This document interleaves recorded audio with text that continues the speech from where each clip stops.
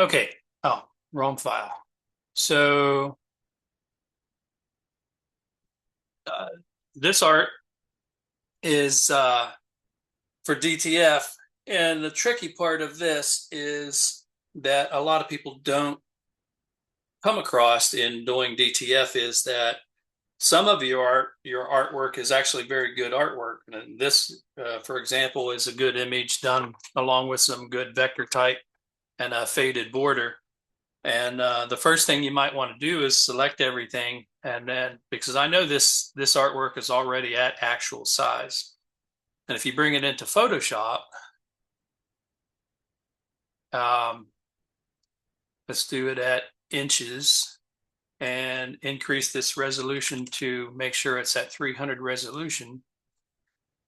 I know this file was placed in Illustrator in RGB. I checked out the color mode, and so why it comes over, it might be by default for the last job that I did prior to this, but I want to bring it in as RGB.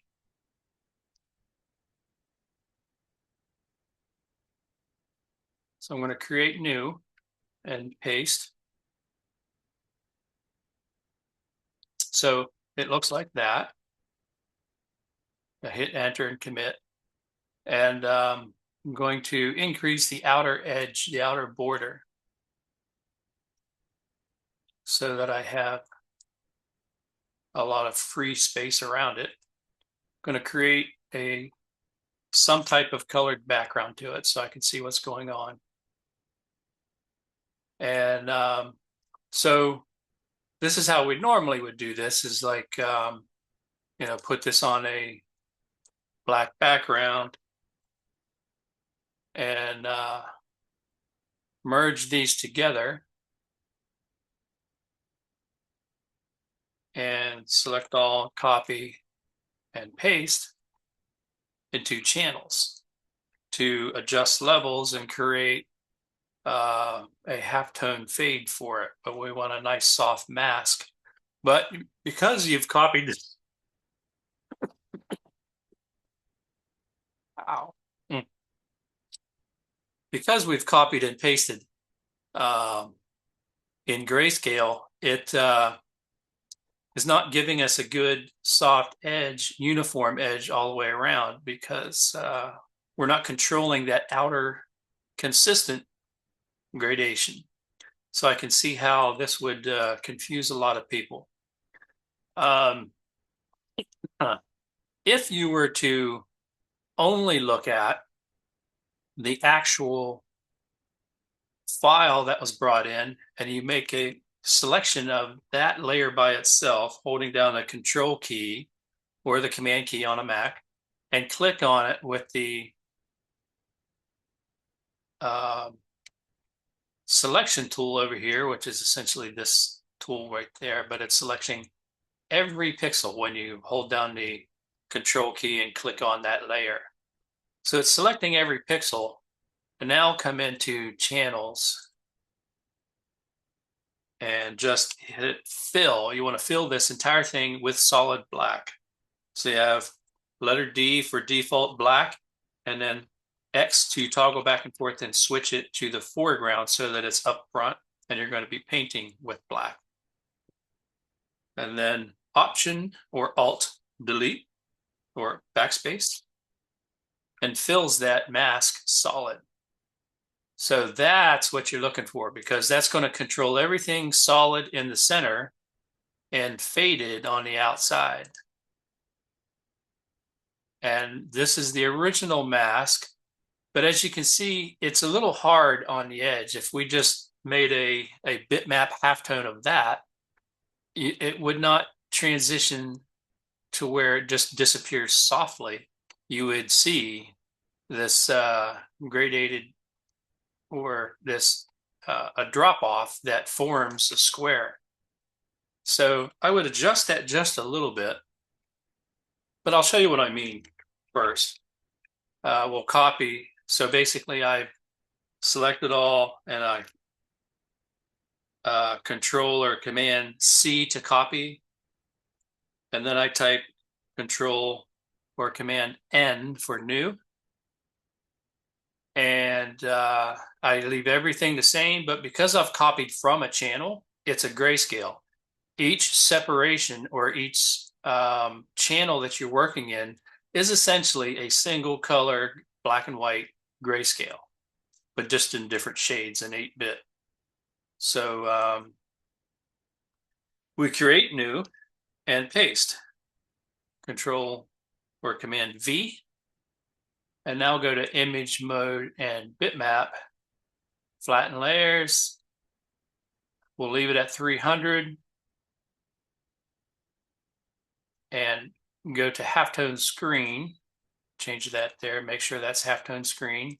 Click OK, and we'll change this to 30. 22.5 angle and elliptical dot.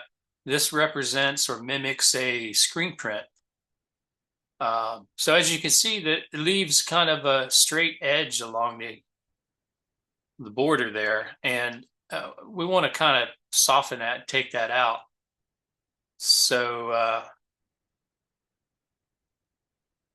I wouldn't do it here, but although you can just undo and then adjust levels here.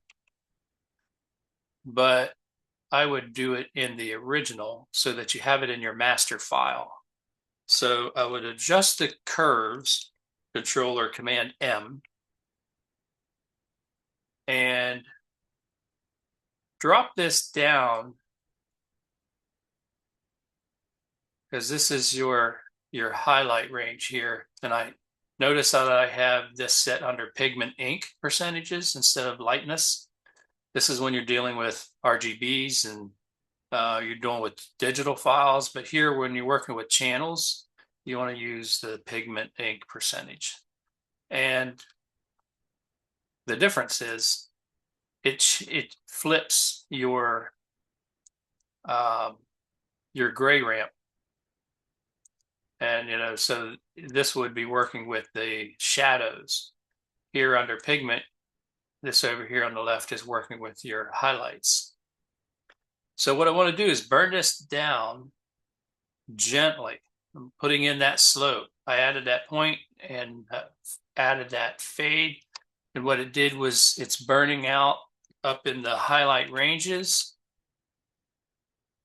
to make that a little softer. Again, if I just left it like that, you'd see the border. Here we're putting in a little soft fade.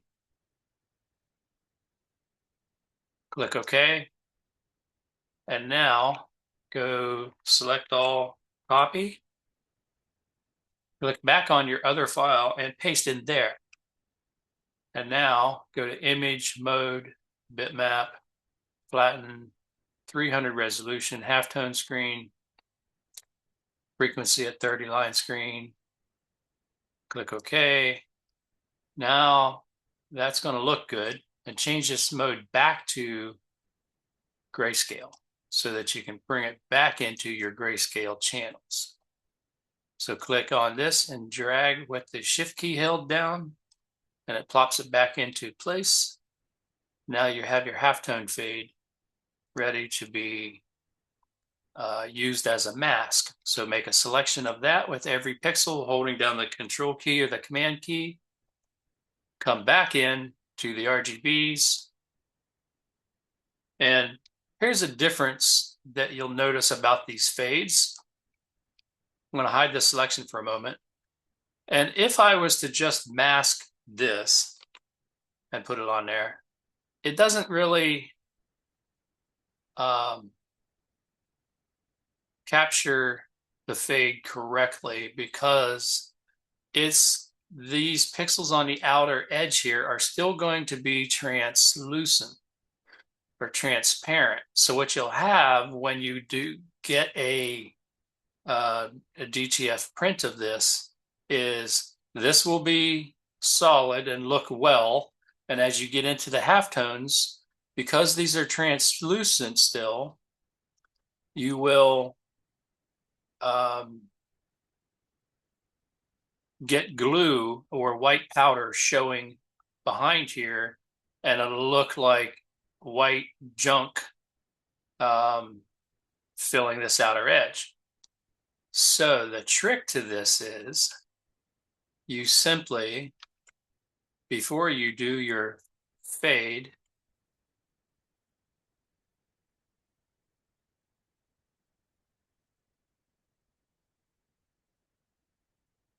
I'm wondering why I'm undoing that and seeing halftones still. Before you do your selection of your mask here with the halftones, you duplicate this to get a more solid dot content up here.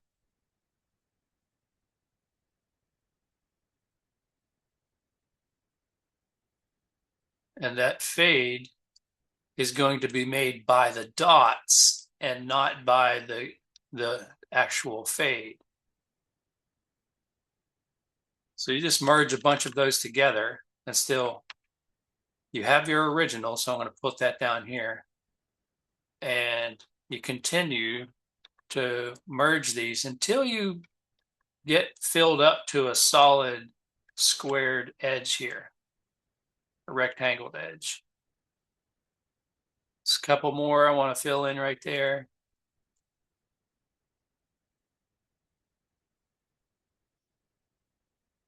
These are the things that people don't recognize that they need to do to this artwork. So this job is a little tricky. Now you make the selection of the pixels, and come back into the RGBs, and now you do your mask.